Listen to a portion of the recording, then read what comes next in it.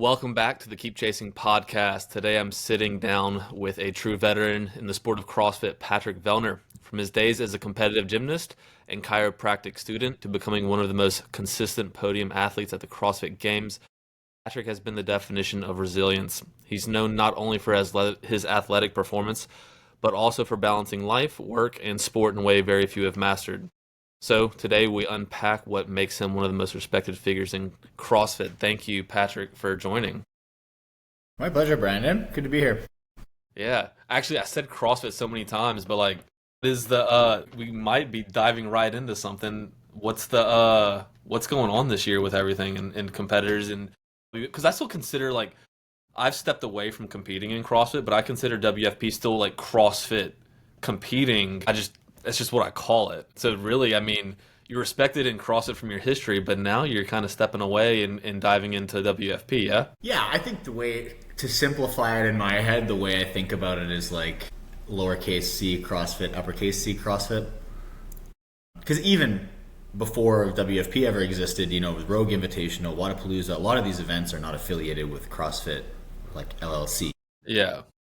But we still kind of refer to the activity as CrossFit, right? Fitness. Let's just call it fitness. Yeah, so we don't have another good verb for it, so that's just kind of how it feels easier. But it's just muddy because it is technically a brand that is very tightly associated with an activity.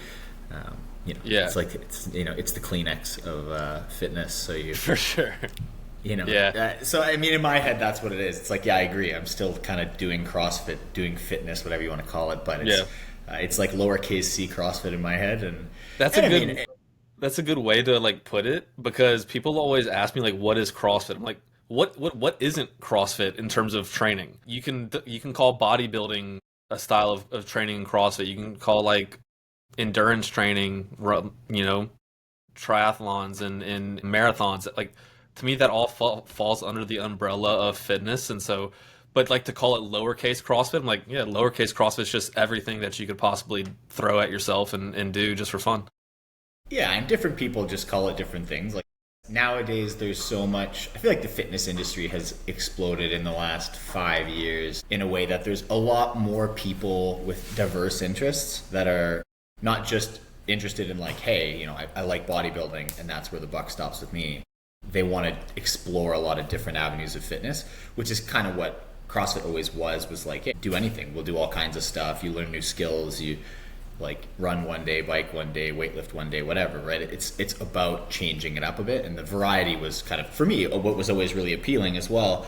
So I think there's just more people doing that now, and everybody kind of calls it whatever they want to call hybrid. Which is fine. Whatever. Do whatever you like to do and just be fit. That's kind of at the end of the day, I think that was the goal. Yeah, 100%.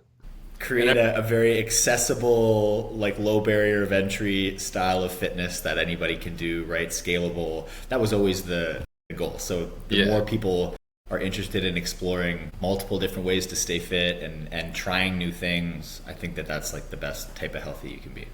Absolutely. Yeah. I mean, you could call it hybrid, you could call it High you could call it CrossFit. It doesn't fucking matter. Just do something and enjoy doing it. And that's kind of the important part of it.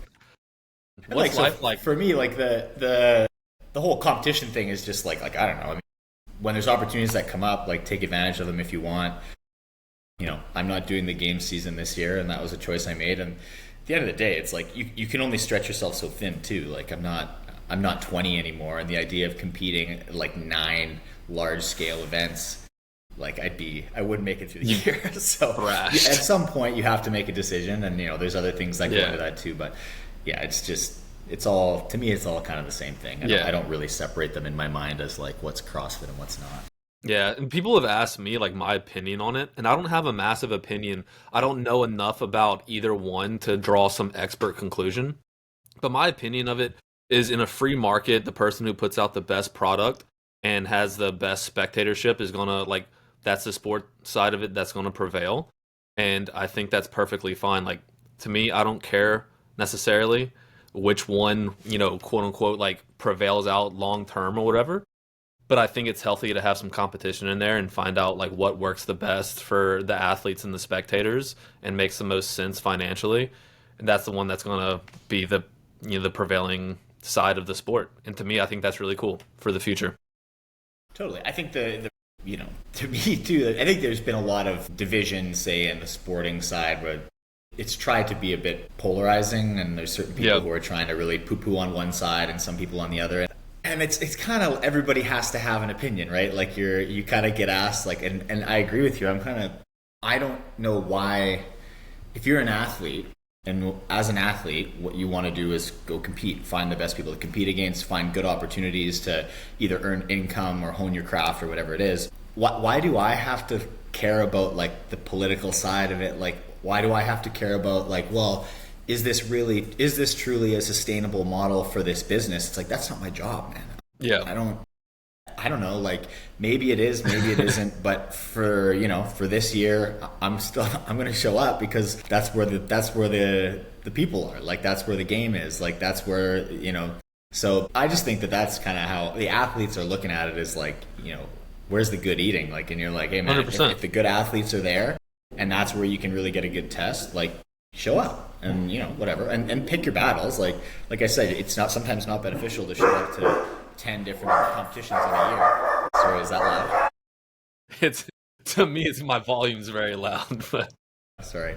How many dogs do you have? Well, we have one, but my sister-in-law's here with her dog and my wife's parents' dogs as well. So love it. We got lots going on in the house. You have so much. Y'all just moved into a new house, right? Yeah, end of November, kind of December, basically. We moved in right before the snow really hit. Yeah. How was that process? I don't know how people would do it if they were like working full time. Yeah. We were really lucky. And I mean, things ran as on time as you could ever expect. Like, I think everybody you talk to says prepare to be like 6 months late and way over budget. And we did a pretty good job. And the reason is because my wife was on mat leave. Yeah. That became her job. What is mat leave?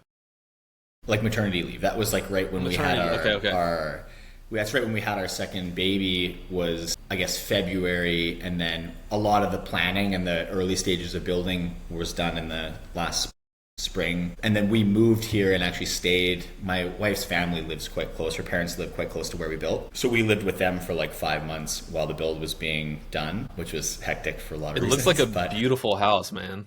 Congratulations. Thank you. Yeah, thank gorgeous. You. It's nice. It's nice when we were joking yesterday with my sister-in-law that like it's easy to forget, because she came in, she's like, oh man, it's like this place is so nice. Like, sometimes it's nice to just sit, and it's chaotic right now because like, yeah, our power's been out and we've got 2 kids throwing stuff everywhere, and you just get used to like living fast and you kind of forget to sit down and enjoy it. But it is a beautiful house. It came together really nice. We live in a nice area.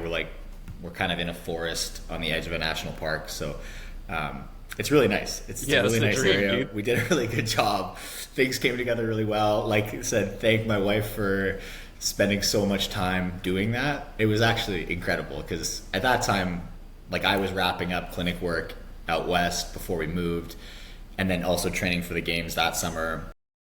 So I frankly wasn't a lot of help.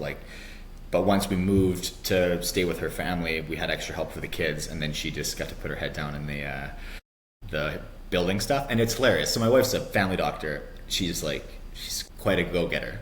Yeah, she is. She's a savage. Over the course of the whole build, it's such a cultural thing, I guess. Like, you get all these tradesmen together and these contractors and questions, and we're going to check out the build, and they're always looking at me for answers for stuff. I'm like, I have no idea. And I'm like, you're gonna have to ask the boss, right? And then everybody, ha ha ha, like, oh, the wife's the boss. I'm like, no, for real. Like, I don't know anything about what's going on here, and she knows actually everything. Like, I remember, like, late to the night, so many times it'd be like she's researching like how many different types of drainage methods there are for like a site of this size on a slope, like in this type of like topography. And she comes in the next day when they're doing drainage and is like, oh, we want to do like French drains, like we're going to do these 2 French drains this area, whatever. And like she knows exactly what she wants, like and Wow. like has done the homework and is like knows like she will show up, they'll ask a question and she'll show up the next day and know more than they do. Like it so it was very fun to watch because yeah, it's cool. I feel like it's nice to brag on your spouse a little bit now. Yeah. But I love that was fun. It was fun to like watch people kind of watch their jaws hit the floor when she would come in and be like, no, actually this. It was I'm so gonna good. make my wife watch this so that she can do that whenever we decide to build, because that's just gonna Right. be way too much like information overload to me. Is your It wife worked like a perfect. And I very? mean, Is she she like? had the time, right? Because she Yeah. was off, but yeah. It Is takes she a time. data Like it takes driven? Is she Yeah, data I driven? think so. Like I think analytical? she needs to know. She likes to know things before she makes a decision. I think she's someone who doesn't second guess her decisions very often. I think she's a very forward progress type person. If she makes a decision, it's because she's done the homework. Mhm. She is very confident she's made the correct decision for her, but she doesn't decide things willy-nilly for no reason. Like she wants information about stuff, and I think it's good, especially for her field. Like she wants best practice, she wants guidelines, she wants whatever. Like what do the experts say on this? Like, is there consensus? Is there not? What are the opinions? And it's a good way to live. We're a very science-driven Absolutely. household, and I think that we take expert consensus quite seriously. So, but yeah, it was fun. And I would say, as a warning to your wife, if that's what you decide to do, she put a lot of time into it. It was. Yeah. She's not, and I mean, I'm sure your wife's a go-getter too, but it takes a lot of time and energy, and I think that's why people always say it runs late. Like it usually does, because there's like they ask for a decision on something, and then the people building don't get back in time, and then orders get delayed or whatever. But we kept everything really sharp and on time because she made sure we did, basically. Yeah. Like Yeah. she was like a project manager for our household, so it worked out really well. But the timing of the mat leave and the move was pretty important. Heaven for that. sent. Yeah. Yeah, it wouldn't have worked otherwise, or we would have been way late. And we just made it in before the snow hit, so like Yeah. any little delay would have probably pushed us to the next spring. Probably not, because you'd be doing inside stuff. So, but it would have delayed us into the winter and made the move in a little more painful. Anyway, all's well that ends well. But yeah, Yeah. new place is nice. Yeah. That's like, and your barn gym is like massive. Like the I bet you it's not as big as you think. I feel like sometimes everything looks bigger. it on looks so camera. big in the camera. Yeah. But yeah, angles. It's Yeah. basically we just have a 2-car garage, and like my gym is the one whole side plus like a little bit of the middle, and then we have an outside area that's all covered where I have like rings and rope. Yeah. But it's nice. Are It's you- good enough. I like to get out of the house. I don't like to spend all the time here, so. Do you It's still nice train when in an there's some things affiliate, I or can. do you mostly train at home now? I probably do mostly at home because it's easier with the kids. Like I think it just makes life a little simpler. This summer too, our youngest doesn't have any childcare, so most of the time I try to just, when he goes down for a nap, I try to get as much done as I can. There's a gym that's like, I don't know, about a 7-minute drive from here, and it's like it's a pretty nice space. And they've got all the room you would need to do any. Basically, the only things I can't do here is like if I have to do sled stuff or things that handstand walk, stuff that needs distance.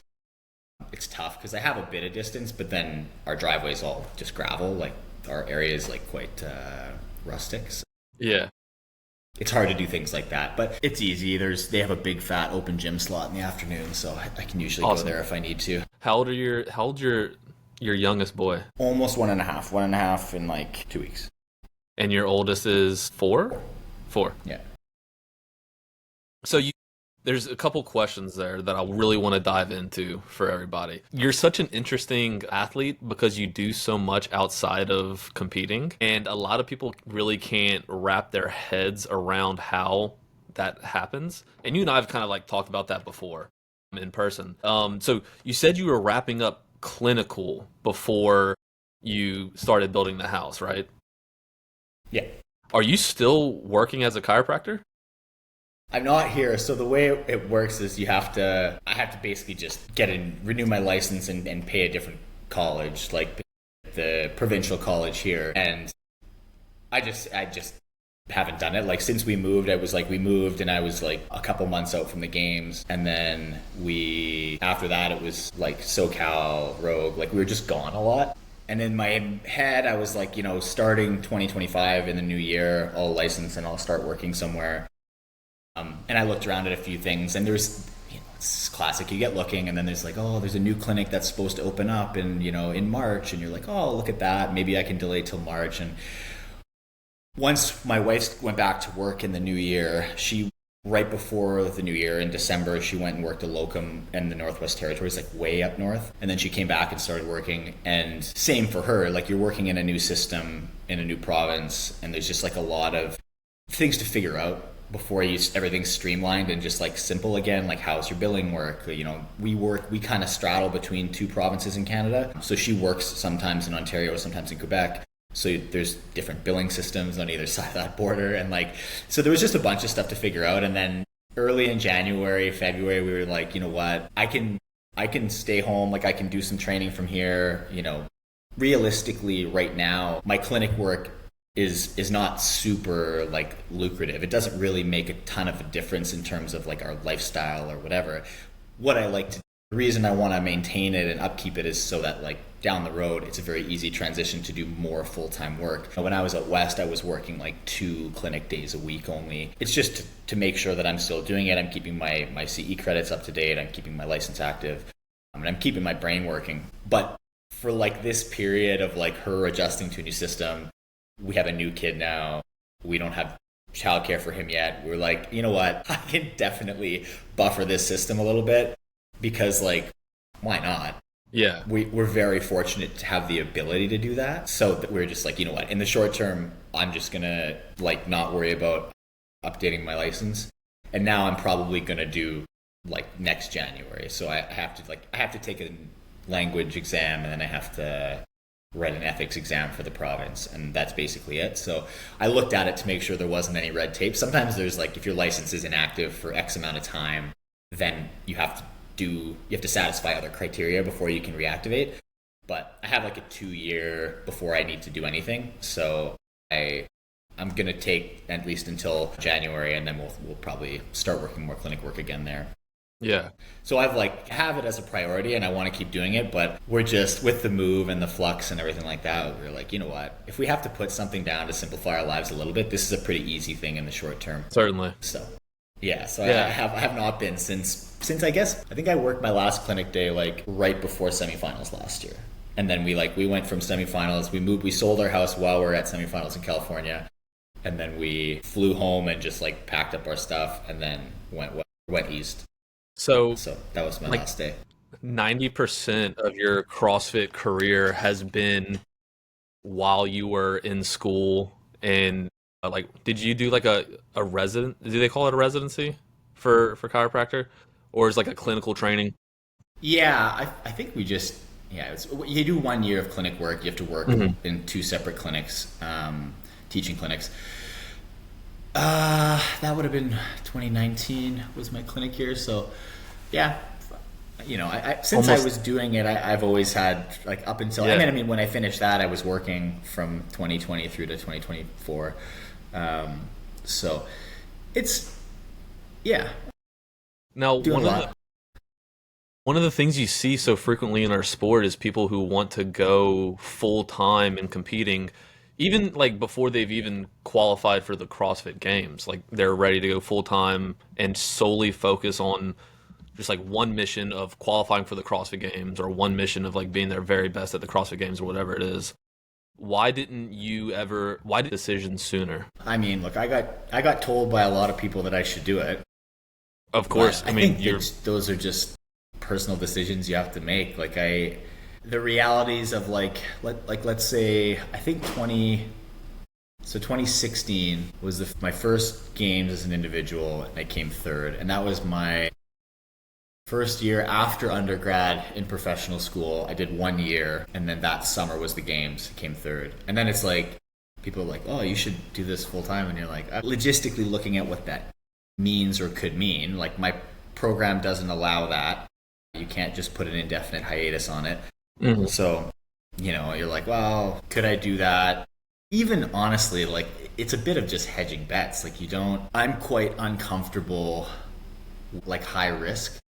my risk tolerance, I'd say, is relatively low compared to some people. So like always I've been like, hey, I want to have a backup plan. Like I want to have a fail safe. I want to have a safety net. And I'm happy to work hard to build the safety net. If that's what it takes, like I'm okay with that. I can work hard for a period of time to make that happen. And at that time it's like, all right, well I need to put 3 more years in to make that work. Like it's not really that big a deal. And I feel like through school, especially in professional school, I learned to make it work. I was a very good student, I would say, in the sense that like I have a very good memory and I retain information really well. I'm good at writing tests. I don't know if I'm like the best student, but I'm good at school. And I think, if you've done a lot of school, like I think there's sometimes a skill to playing the game at school, how to perform, and I hope so, because I spent a lot of years doing it. But so I think I used that to my advantage in those last few years of my professional degree, where like I wouldn't go to certain lectures because I figured I could learn the material faster on my own using our online resources and YouTube and some combination of that. And then when it was time to write the exam, like I'd be fine. Okay, if I have 2 midterms in this course, I can really go hard, buffer my grade by getting a really exceptional grade in the first midterm. And then the second one's around regionals, and maybe I spend more time training around then and less time studying, and I take a bit of a hit, but it's fine because I like already built up a buffer. So I mean, I made a lot of decisions like that at school that, at the end of the day, in professional school, the difference between getting 90% or 80% doesn't matter really. Like, are you confident in the material that you know when you get out to practice? That's what matters. And so even when your school is always a little bit artificial, like it's not like somebody's breathing down your neck when you're sitting in a clinic. Like you can look something up if you kind of forget it. Like if you have a little thing in your head, you're like, I think, something's not sitting right. I'm just going to double check this. Like you can do that in the real world, right? So, Yeah. I think that the full-time thing just like never really felt like an option to me. And again, it was just like, you just have to sort of maintain this low level. Even when I got out of school, like I should do a little bit of clinic work just to keep it sharp, because one day, you're not going to be able to train, and sports are like that. Like who knows, you break your wrist tomorrow. Like there's so much uncertainty in sport that I always felt like it would be a much smarter idea to just keep something on the back burner. Yeah. And yeah, I also kind of find that, I mentioned this like right before we started recording, I think, but when I have lots to do, I'm very efficient with my time, and I'm good at doing that. Like I get kind of a kick out of just checking the boxes on the to-do list and rolling through that stuff. So when you have a really tight packed schedule, you have lots to fit in a day, you get very organized, and it forces you to do that. So for 6 years of training and competing in school, I learned really good habits of just like how to manage that. And I think you learn a lot about yourself, about like, even from a school perspective, like what's the most efficient way that I can learn. You always hear about that stuff. Oh, I'm a visual learner, I'm a whatever. And like, I had to like really dial that stuff in and pay attention to it and be deliberate with it, because that was the only way to survive. So, a lot of people just like wonder how you do it, but you just do it. Like when you have to do something, you just do it. Like when you have to just take a decision at some point, and you look at everything and you decide what's important. And at that time I was like, okay, do I want to compete at a high level? Yeah. Do I want to still complete my education? Yeah. Okay. So then how do we make those two things reconcile? And then you just have to do whatever it means to make that happen. And it's not like I was a social leper or anything like that. Like I had a pretty nice social life. It's easy when you're at school with a bunch of people with your same age and interests. But yeah, you just kind of make it work. And I think that was something I learned pretty early, is like, in a way, like the busier you get, the sharper you get, because there's just no room for lack of focus. So, and my dad always told me that growing up, and I never really understood it until probably about then, that like if you want something done, give it to a busy person. Yeah. And I'm like, yeah. So I had a similar conversation with Ariel Lowen last week, talking about how training changed whenever she started off in CrossFit as a student, working on a bachelor's in business, and then she had a daughter. And I was like, okay, how is it different now, like training full time? Say full time, she's also a mother, stay-at-home mom, which is extremely time consuming. She's like, yeah, when you go full time and you have 8 hours in the gym, you end up wasting 5 of those hours and actually being productive for 3 of the hours. And there's a lot of truth to that. When you put yourself into time constraints, you just end up finding the most efficient way of getting things done and then moving about your day. And it's probably a little bit healthier because your entire identity isn't wrapped up inside of 4 walls. And your entire identity isn't wrapped up around the competitions of the year and whatnot. And so it maybe helps spread out a little bit of, for me, maybe a little bit of the anxiety that came along with the endeavors of trying to go to the CrossFit Games. Yeah, that's like a bit of a sleeper problem, right? Like when you decide that you're putting all your chips in on one thing, regardless of what it is, if anything happens that takes that away for some reason, you're kind of left with nothing, and it can really shatter your whole identity, right? So that's super tough. And again, like, to me, a part of it is just like, it's defense mechanisms, and I'm totally fine with that. Like, I'm happy to be like, yeah, I hedge my bets, because like, sport, man, you never know. Like, I could blow a knee, I could like, something could happen. Like, frankly, even over the course of my career, like in the CrossFit landscape, lots of crazy things happen. Like during COVID, everything shut down for a while, and we're like, we don't know if it comes back, how it's going to look, or if it's going to be ever the same again. And there's been several periods of my career where I've had to like let my head back down on the pillow and just be like, if this all just like ends, like, we're all right. Yeah. It's been fun. And that's cool. And I'm happy with that. But I think that she's dead on that. Like, the more time you have, the more time you waste. 100%. Like, yeah. My check-in when I was at school was like, at the end of the day, if I still had time to like watch some Netflix, I'm not that busy. Yeah. Like, I still got a little bit of time to waste, and that's fine. Yeah. So I call it diversifying my efforts, Yeah. If you're an investor in the market or whatnot, it's not wise to invest all of your chips into one company. Every now and then you'll have like those individuals who really hit it big on something, but then there's a lot of people. Yeah, it looks awesome when they do, right? Looks great when they do, man. And then there's those people who just majority lose everything. But there's also like the side of it of like, that is it's like the sexy approach to it is like to throw all your chips in and like go at it all. That's the only way I can do it, is if I pour in all my time and pour in all my focus to this.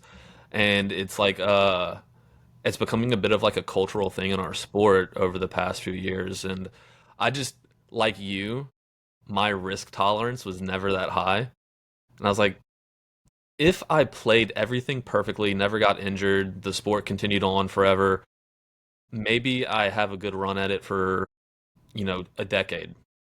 And by then I'm 35 years old. And what next for the next 25 years? Right. Where do I go? And so like that aspect of like delayed gratification and thinking past the next decade played in a lot in my head. And it seems like that's a lot of how like your mind works in terms of like planning your future. You have a lot of these aspects of delayed gratification of, if I can just suffer now, I'll have this, if I just keep up my credits, if I keep up my certification, I'm good for whenever this train stops rolling. I have another train that I can hop into full force. And like you seem to have done that in a few different aspects of your life. Do you think about that quite a lot? I mean, it's deliberate. Like, I think of it in the sense that like those were very deliberate decisions that I made. Yeah.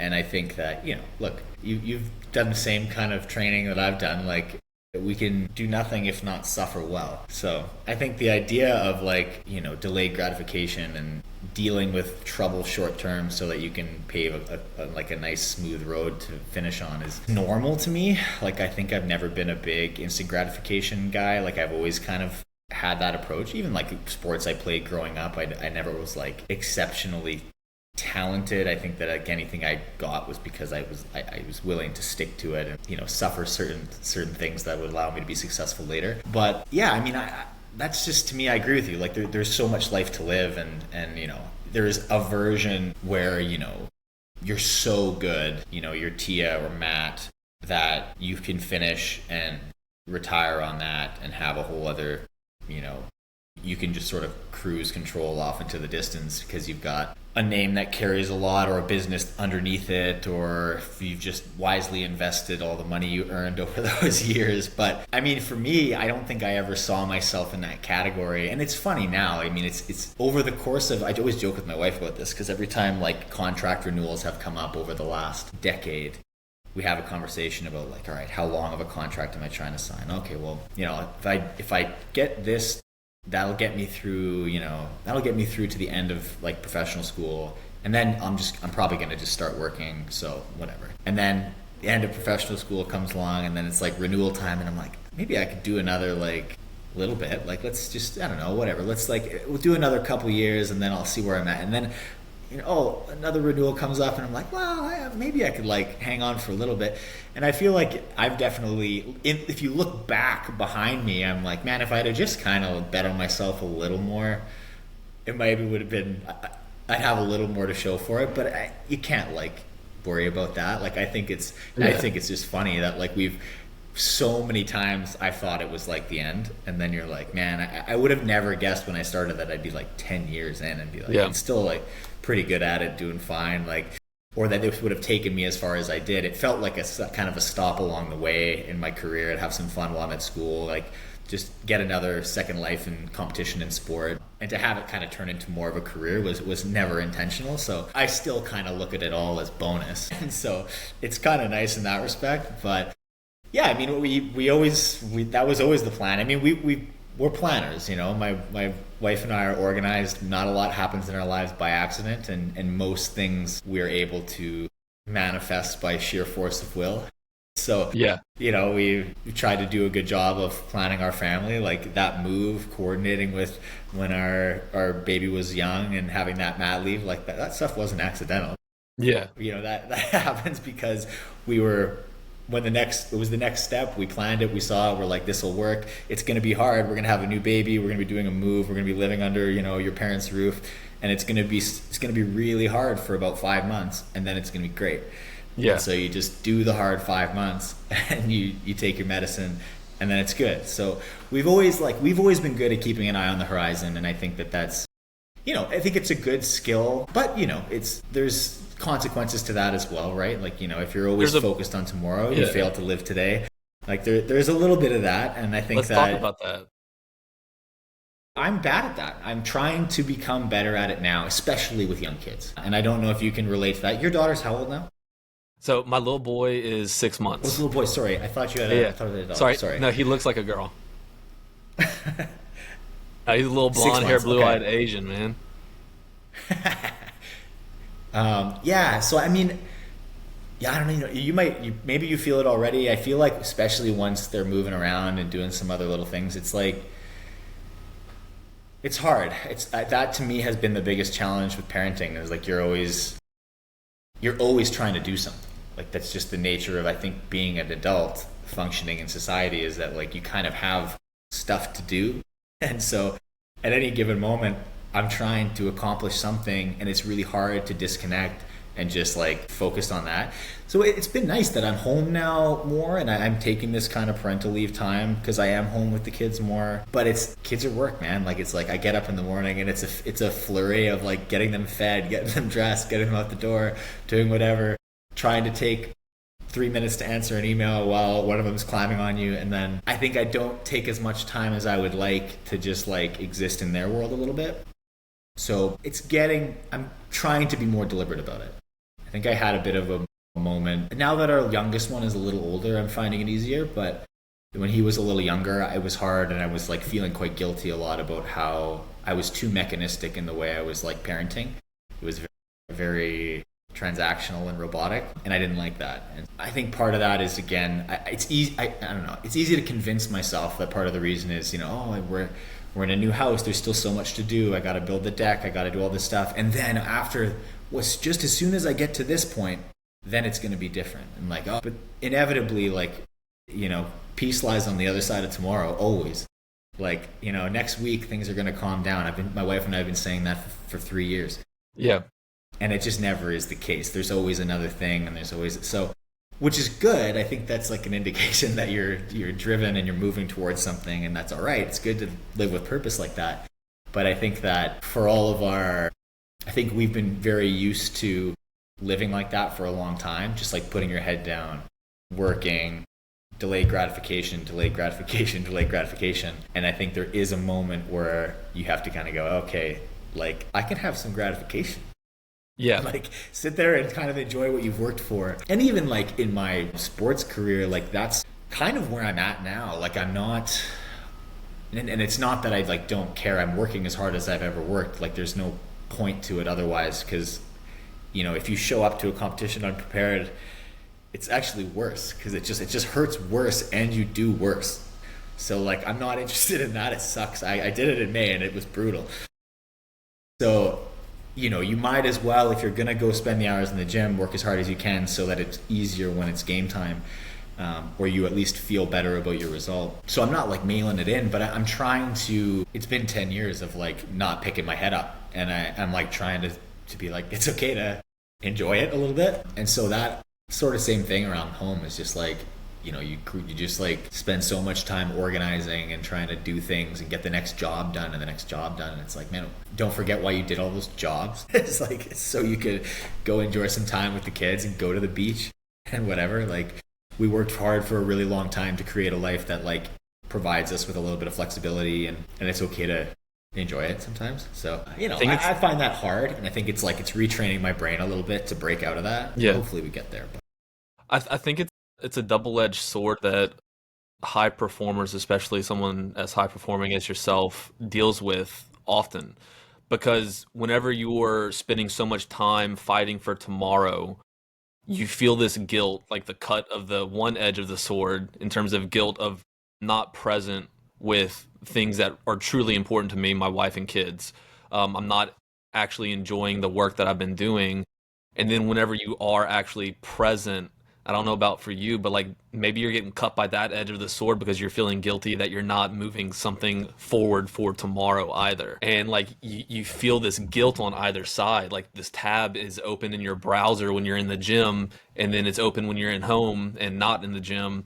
And like you feel this pull in two different directions constantly. And it can be exhausting. I struggle more with that with family obligations than with anything else. Like I think the way that I existed in school was simple, because for one thing, in school your life is so simple. Your obligations like start and end with yourself. It's actually a pretty selfish existence. Like I think about it now, about the stress that I had then, and it feels cute. Like it's like, man, your whole job was to go learn something that you wanted to learn about, and then like in between, and you were surrounded by like your friends, and then in between you like went and exercised. Like what the fuck, like that's awesome.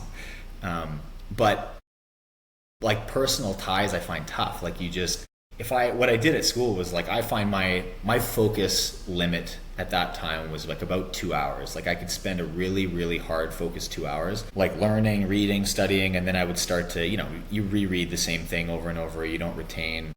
And then it was the same at the gym. Like I'd just go and I could just like pack it in for 2 hours, and then I'd start to slow down. Like I'd lose some efficiency. My rests are getting long. So I try to just make my day like that. I'll do 2 hours at a time of anything, and then I'll switch. Like I'll do 2 hours hard in the gym, then I'll just switch and I'll study for 2 hours. And then when I start to slow down, I switch again. I'll go back to another session. I'll do whatever. And then that got me through easy. Like it was no problem. And I finished the day with time to spare. But I agree, like that pull from like a family perspective is hard, and the guilt associated with that hurts me way more than the guilt of like, oh, I should be studying a little bit. Like, nah. Do you think that sometimes it's hard for us to slow down and actually be present, especially with family and loved ones?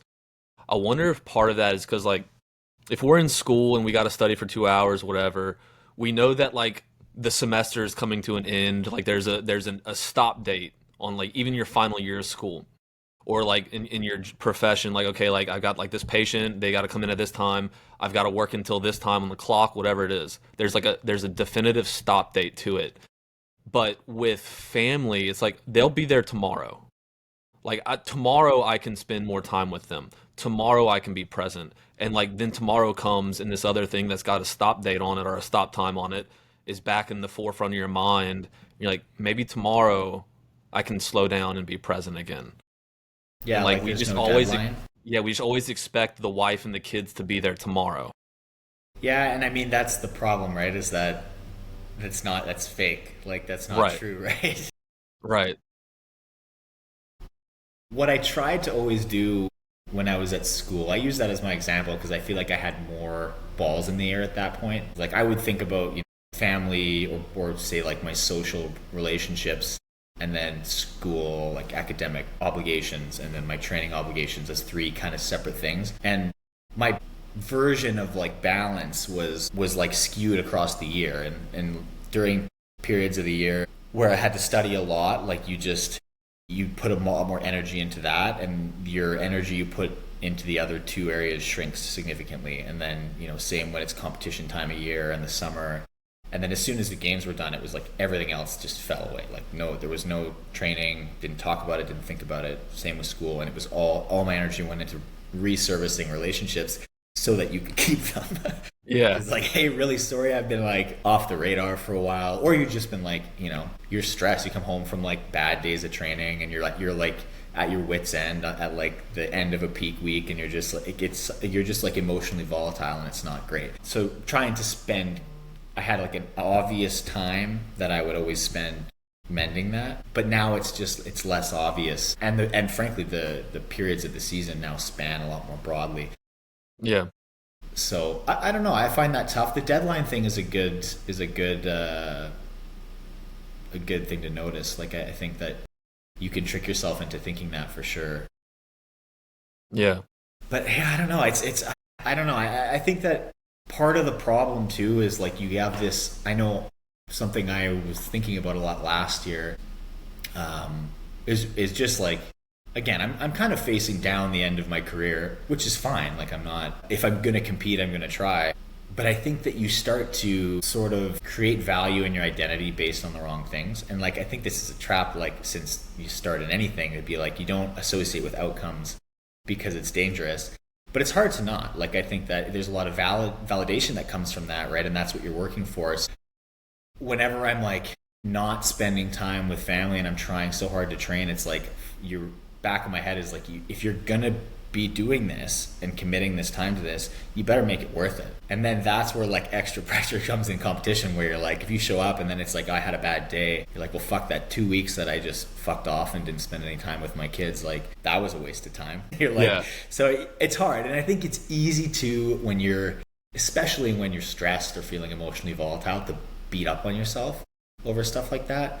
But I don't know. That's why I'm trying really hard to just be better at the like presence thing. I used to be really good at that at school, but I think that it's a good observation that the idea of deadlines probably affected the way I thought about that, because it's like, I had these timelines where it's like, I'm done this, I turn the page, I can go whatever.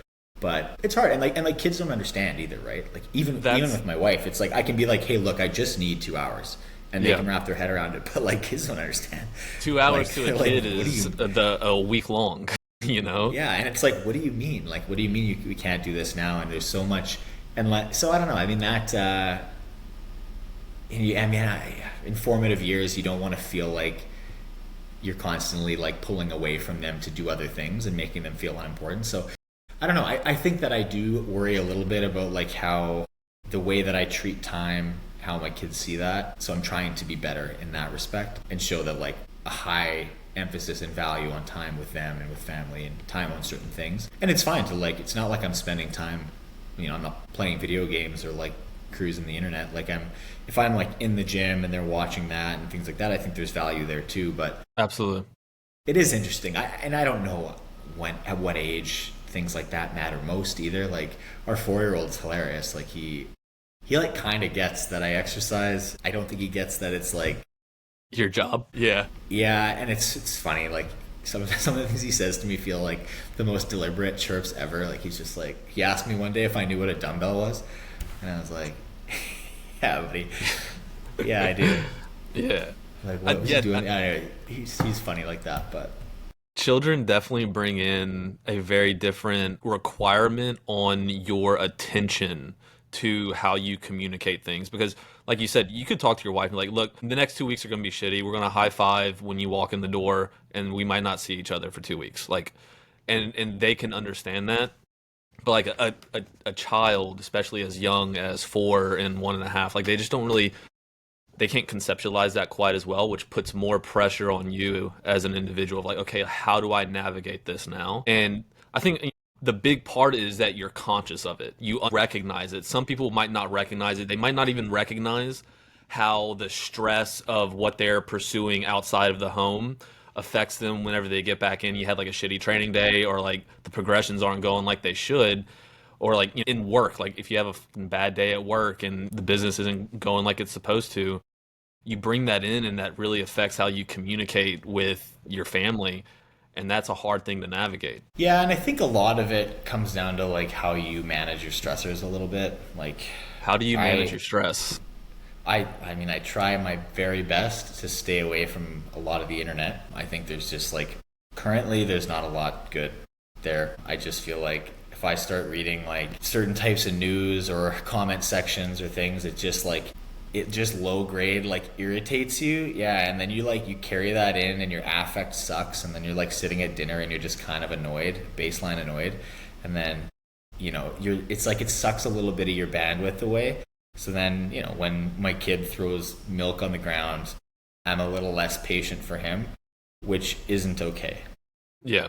Like, I shouldn't be using up that patience on like some bullshit article from wherever. Like, so things like that, I'm trying really hard to strip that stuff away so that I have more energy to be patient with my family and my kids and be more present with them, and like not have my attention, like you said, have that window open somewhere else where you're sitting at the table, but you're thinking about something else. So, that's part of it, and it's easier said than done, and I think everybody's guilty of it now and then, and you slip up, and that's fine. But yeah, recognition's important. Like, we talk about it at home too. I think that's a big part of it, is I've gotten better at like just vocalizing it and talking about it with my wife, and like, or if you just know you're like, I'm in a kind of a bad one today, just like saying that, it's fine. Yeah.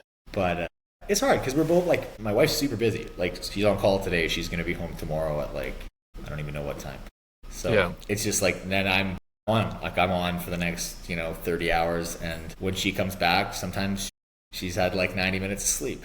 And it's like, you're just like, hey, we got to figure it out. And the kids are like wondering where she is now. And then she feels guilty about that because like she works a lot too, right? So it's hard. Like, we try our best to, especially this summer, we've been trying to like set aside days or time to get out with the kids and get out with family and do things that get you away from all that stuff anyway. Yeah. But it is hard. And I think one of the biggest things I struggle with for like that bandwidth thing is that like a large part of being an athlete in the CrossFit fitness space is like a lot of sponsorship obligations that exist and flow through the internet. Yeah. So like you are sort of forced to engage with it in a way, and I don't really like that aspect of it at all. Yeah.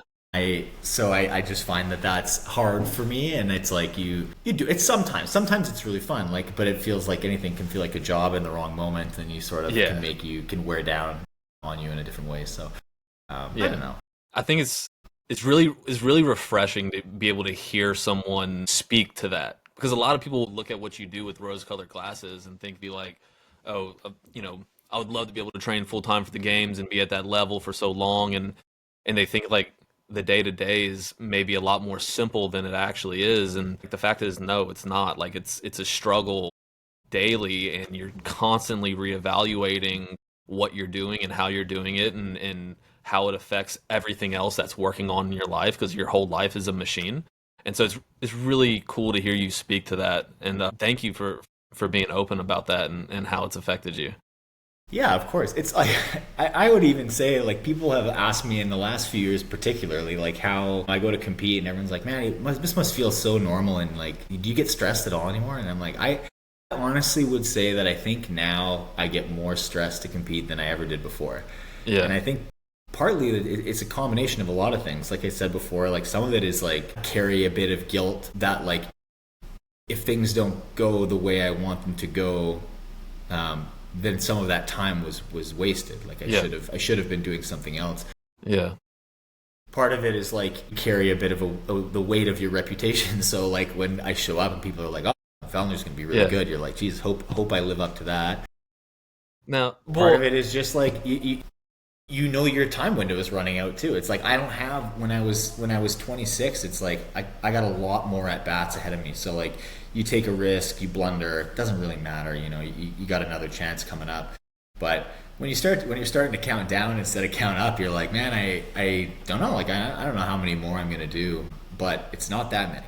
And so you start to feel like a little bit of tension around that. So it's, yeah, you just like, you start to feel it a little bit more, and that stress sort of wears on you, and everything is on a razor's edge all the time. You're being measured by fractional seconds and fractional plates, and yeah, like it's a science. Like, you know, training is tough, and when every day you're measuring yourself and then the next day you're measuring again, it's hard to it's hard to not and at the same time, like, I think that's what makes some people great, is that type of attitude, but it doesn't come for free. Right? I think that it is stressful, and it comes with a lot of baggage and a lot of other things. So, you know, no free lunch, but Yeah. it's not that I love it. I love to train. I love to do things like that. I love competing and, you know, testing my limits. Some days better than others, but, you know, it could be a lot worse, that's for sure.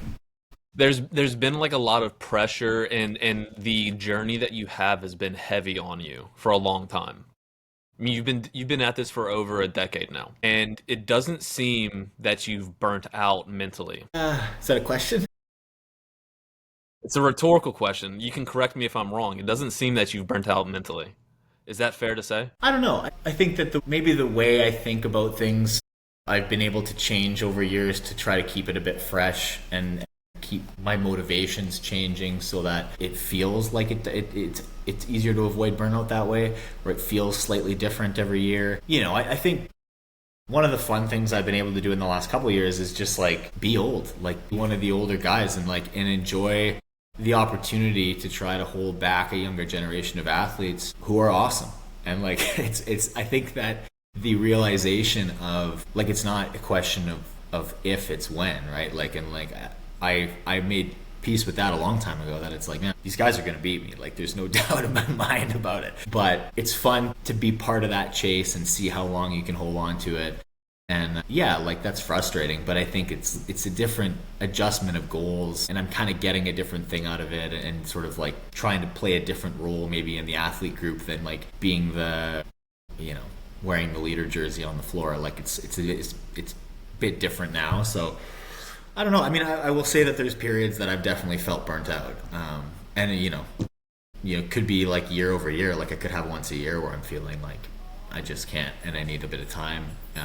And so you just, again, being honest with yourself about things like that is important, because I think if you try to bury it, that's when it adds up and you get real bad burnout. But I've been able to manage that stuff decently well, and then at least enough that I can get back to it without suffering too much long term. But like I said, I'm feeling it more like the end is getting closer, that's for sure. Yeah. Like, you just, the way you approach it, or the way you feel about the day-to-day training is changing a little bit.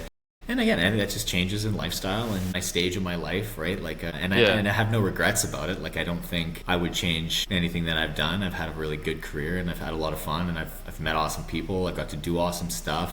And, you know, you can't take it away, right? Like, I did it. It exists. There's record of it. I've had a lot of fun, and I don't know. I try my best to enjoy my time with the people that are there too, and I think that that's, even on a bad day, like, you show up, and like I said, in May I got my ass kicked, but I got to go spend the weekend with like pretty awesome people that I respect and I've competed with for a long time, and like, you know, even when they're picking you up off the ground, it's like, it's cool to be able to be there and do that stuff, and you know, I hope I'm picking them up in August. It's been really fun to watch you over, watching you since I was a kid, pretty much. Maybe 17 years old whenever I first got started in CrossFit, watching you go head to head with Frazier in 2016 in regionals and qualify for the games for the first time, and like your rise to the top, and how long you've been able to hold it. And that's what's so remarkable, is that you've held it for so long and been so good in the sport. And I bring it up, it's like, it doesn't seem like you've burnt out. Like, you still seem to have to find the joy in the journey and find the love of the sport, and it's been really amazing to watch.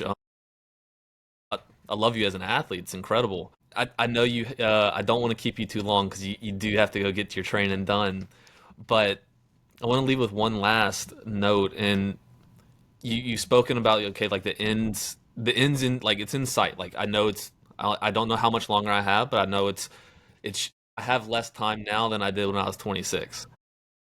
What are you going to miss the most about like competing and the journey that you've just been burying your head into for so long? Without a doubt, the people, like the camaraderie of athletes. I think it's like part of what kind of got me into it to begin with was like physical challenges are cool. I like learning new stuff. It's fun. It's fun to prepare for something and excel at it. Like there's a lot of validation that comes with that. But then once you're past that, what's really fun is like in between events, the like locker room dynamics and talking to people. And like I think that there's a unique connection that athletes have at like the highest level of anything, and not even just athletes. I think people who are like the highest performers in any area, there's so much common ground and shared experience. And so I think it's cool that, you know, athletes like you understand what I've done. I understand the road that you've had to walk. And so when I see somebody do something incredible in competition, or like whether they beat me or I beat them or whatever, like I have a lot of respect for what happened, and the like rehashing and all this stuff and people talking about, oh, where it went wrong and all these things. That's fun. Like that to me is like, that's so fun. And there's this connection and understanding that we all have because of, you know, the hours that you've put in to make it to that point.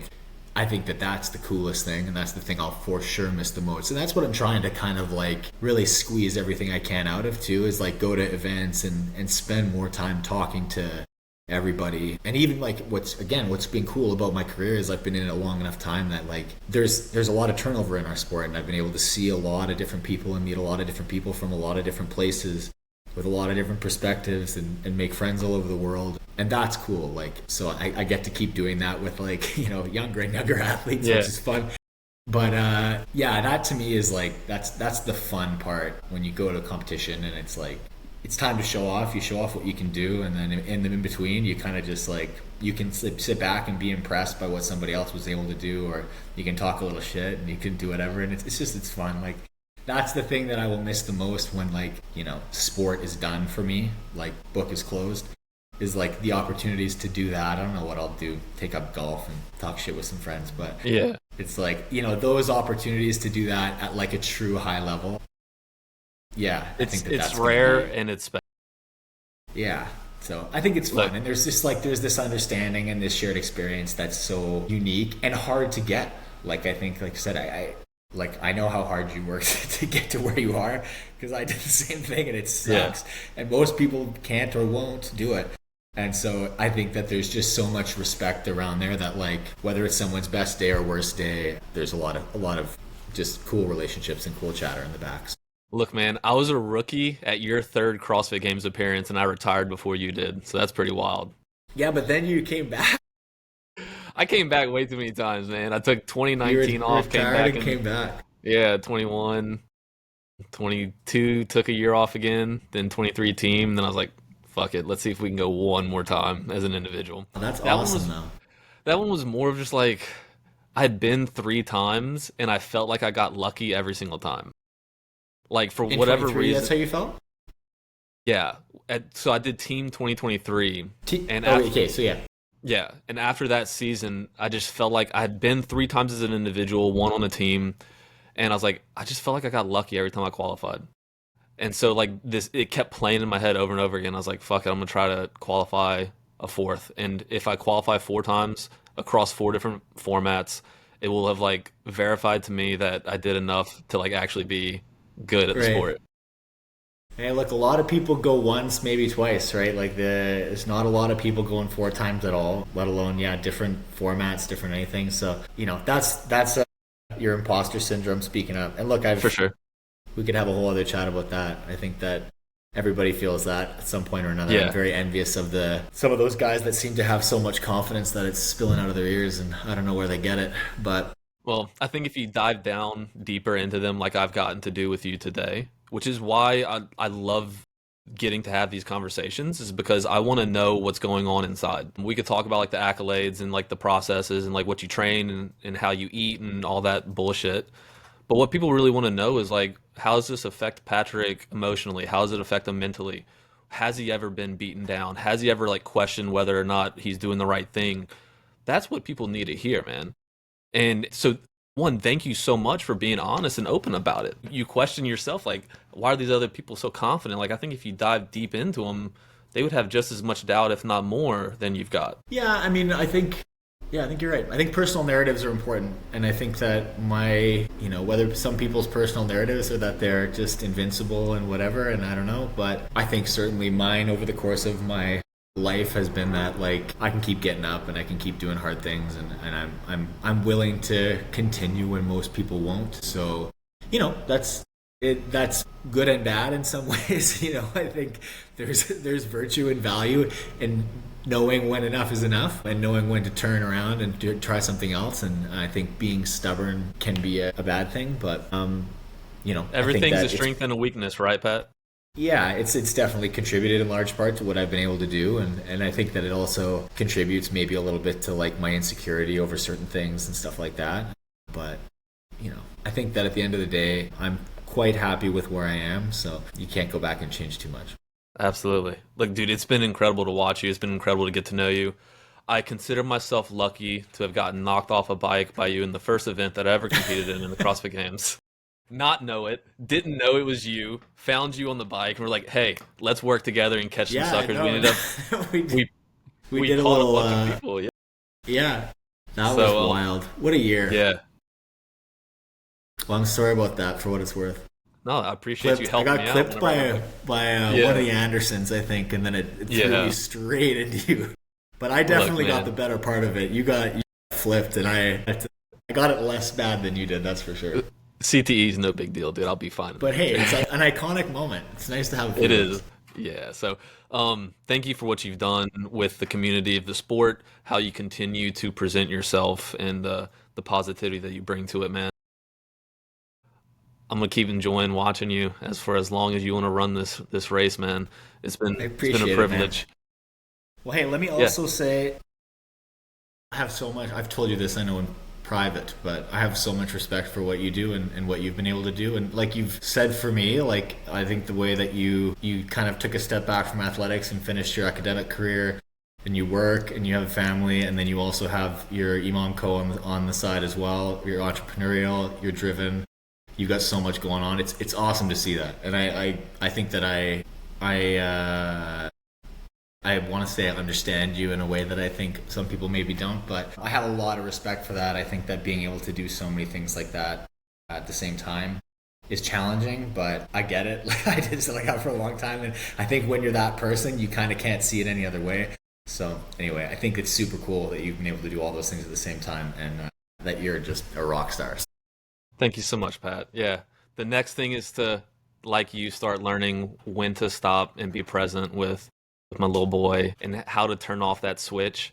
And you're going through it, you're learning it, you're present, and you're figuring it out. And I think that's the thing, that's the game we're all trying to play. And so thank you for that. I appreciate it. And it was beautiful to get to hear you walk through a lot of that, of what goes on internally. Enjoy your training session coming up. I hope y'all's power comes back on.